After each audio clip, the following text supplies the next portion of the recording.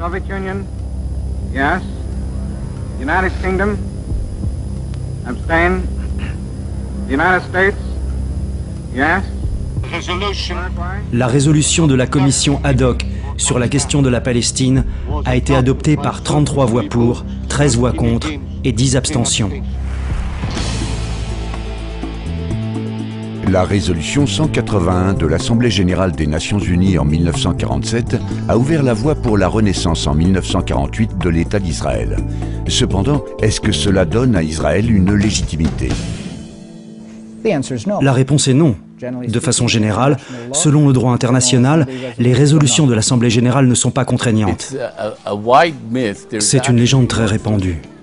Il n'y a aucune vérité dans l'affirmation que le fondement juridique d'Israël repose sur la résolution de partition de l'ONU du 29 novembre 1947. Si le peuple juif et les Arabes s'étaient entendus pour contracter un accord fondé sur les termes d'une résolution, alors des droits et des devoirs auraient pu être créés dans le droit international. Mais cela n'a pas eu lieu. Le fondement juridique de l'État moderne d'Israël remonte réellement à l'époque qui a suivi la Première Guerre mondiale, quand les grandes puissances de l'époque et la Société des Nations, l'ONU de cette époque, ont décidé de ce qu'adviendrait des différents territoires ennemis.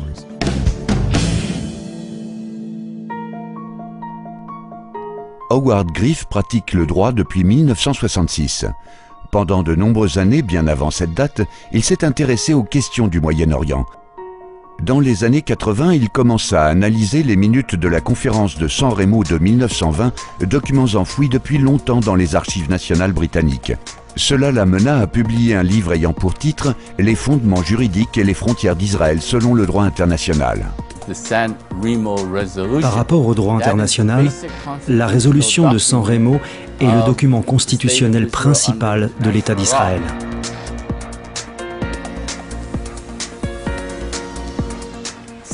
San Remo, la villa de Vachan. C'est le lieu où les droits juridiques furent accordés. C'est le lieu où les droits juridiques furent donnés aussi bien au peuple juif qu'au peuple arabe. Le docteur Jacques Gauthier est un juriste international spécialisé dans la défense des droits de l'homme. Pendant plus de 25 ans, il a travaillé sur le statut juridique de Jérusalem par rapport au droit international, le sujet de sa thèse de doctorat. C'est ici que les dirigeants ayant un pouvoir de décision juridiquement irrévocable à l'égard des territoires ottomans ont délibéré et pris la décision. Après avoir entendu les revendications de l'organisation sioniste à Paris lors de la conférence de paix en 1919, après avoir entendu les demandes des délégations arabes au sujet de leurs desiderata concernant les territoires ottomans. Suite à ces demandes, un groupe parmi eux s'est réuni ici et a pris des décisions juridiquement contraignantes et définitives du point de vue du droit international sur qui obtiendrait quoi. À San Remo, ce qui était auparavant une approche exclusivement britannique a reçu le soutien sans réserve de la communauté internationale.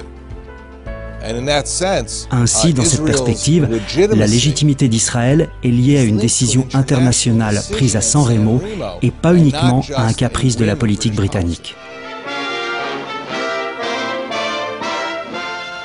En 1917, Lord Allenby conquit la Terre Sainte et les Juifs se virent promettre par le comte de Balfour un foyer national en Palestine.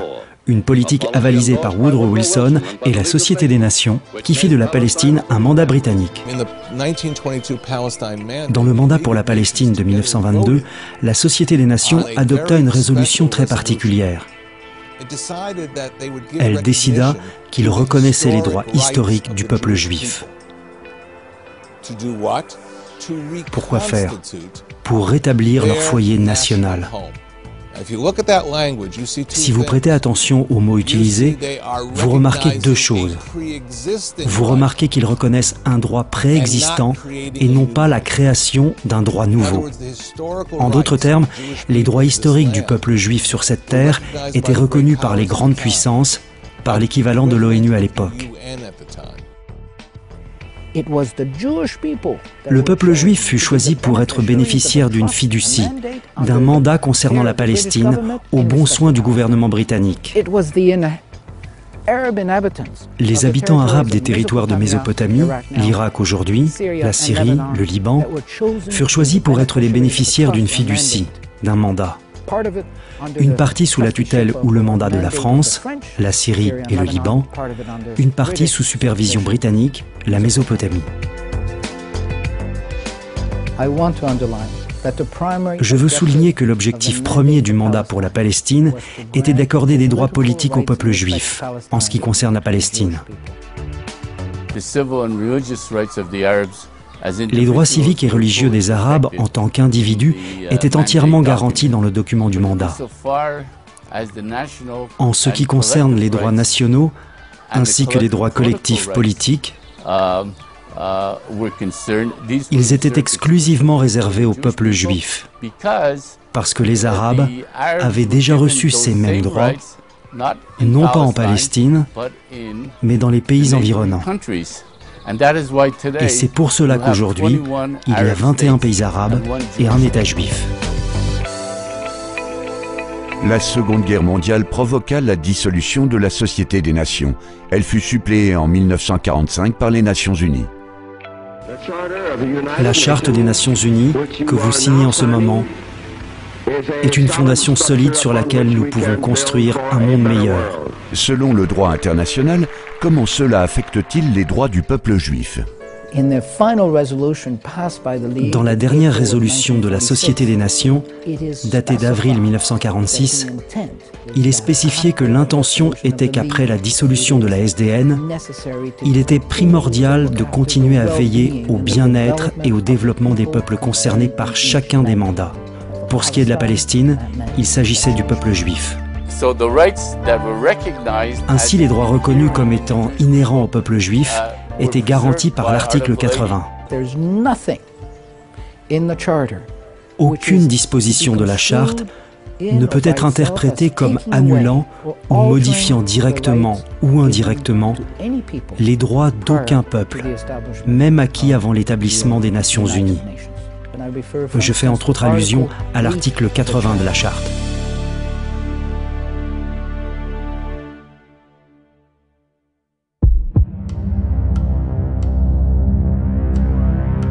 Suite à l'établissement de l'État d'Israël en 1948, le pays fut envahi par 5 armées arabes avec l'intention de détruire l'État juif. La partie est de Jérusalem fut annexée par la Jordanie. La ville fut divisée pendant 19 ans. La souveraineté jordanienne sur la Cisjordanie et Jérusalem n'a jamais été reconnue par les Nations Unies. En 1967, Israël reprit Jérusalem-Est lors d'une guerre défensive et l'annexa par la suite. La résolution 242 du Conseil de sécurité du 22 novembre 1967 est souvent désignée comme étant à l'origine des droits et devoirs de toutes les parties au Moyen-Orient. Concernant Jérusalem proprement dit, je soutiens l'idée qu'encore une fois, les droits ont été accordés sur la base de la reconnaissance des droits historiques, en se reposant sur le principe du rétablissement des possessions anciennes du peuple juif. L'État juif et le peuple juif n'ont rien fait pour abandonner ou renoncer aux droits qui leur ont été donnés concernant ce territoire.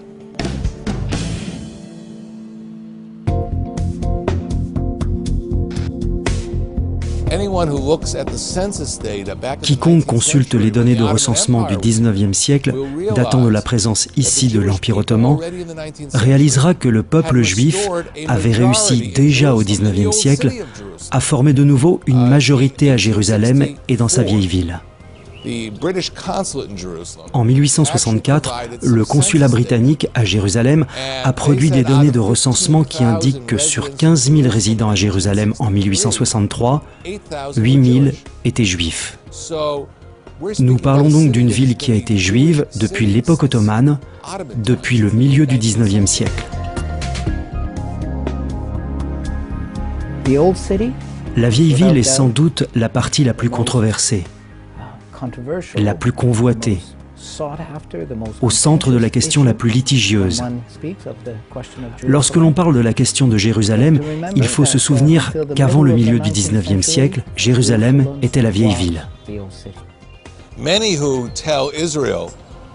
Ceux qui disent à Israël de rediviser Jérusalem selon les frontières de 1967 et qui placent ainsi la totalité de la vieille ville du côté arabe palestinien oublient les événements de 1948.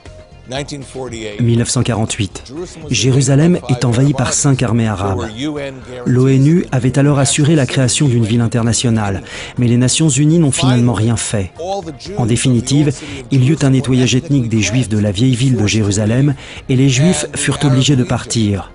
La Légion arabe, avec l'appui des habitants palestiniens, détruisirent 55 synagogues et écoles talmudiques. Elles furent dynamitées. Quiconque dit à Israël « rendez Jérusalem » doit expliquer comment cela éviterait que l'histoire se répète. Souvenez-vous, de 1948 à 1967, lorsqu'Israël réunifia Jérusalem, les Juifs n'avaient pas accès au mur occidental. Israël est déterminé à ne pas voir cela se reproduire. Après 18 ans d'un processus de paix qui a échoué avec aucun accord en vue, l'autorité palestinienne a indiqué vouloir obtenir auprès de l'Assemblée générale des Nations unies la reconnaissance unilatérale d'un État palestinien dans les frontières de la ligne verte d'avant 1967 et avec Jérusalem-Est comme capitale.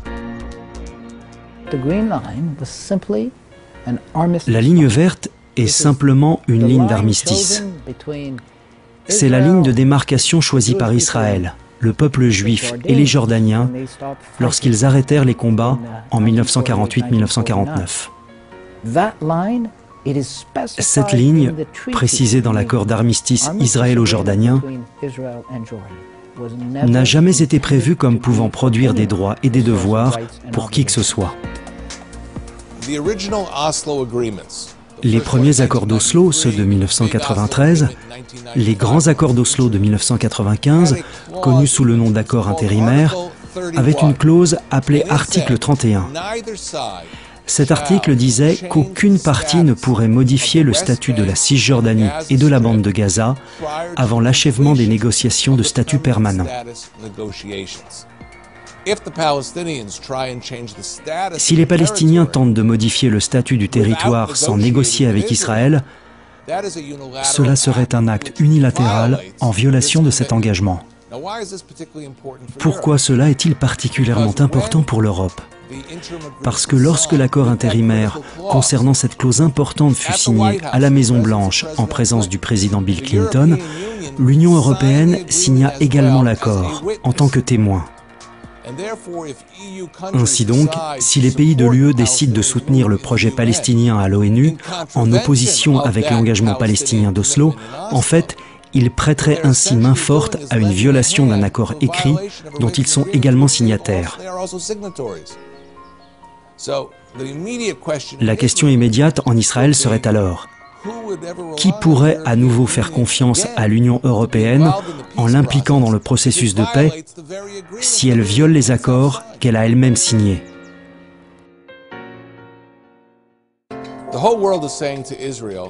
Le monde entier dit à Israël: pourquoi ne reconnaissez-vous pas les droits des Palestiniens à un État? Cela semble élémentaire. Les Israéliens entendent cela tout le temps.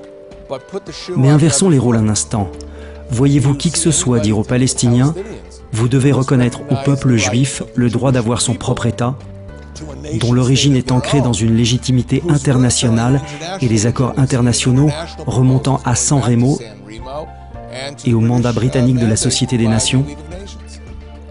Malheureusement, les mêmes demandes ne sont pas formulées à l'autre partie, et cela révèle peut-être les vraies intentions. Beaucoup de ceux réunis ici à Rome, sénateurs, parlementaires, venus pour parler du processus de paix, oui, beaucoup sont inquiets des décisions que les nations pourraient prendre dans les semaines et mois à venir, au sujet des droits du peuple juif, des droits de l'État d'Israël, de Jérusalem et des territoires contestés. Afin de donner une chance à la paix, il est nécessaire d'honorer les promesses solennelles inscrite dans le droit des nations, promesse faite au peuple juif et à l'État d'Israël.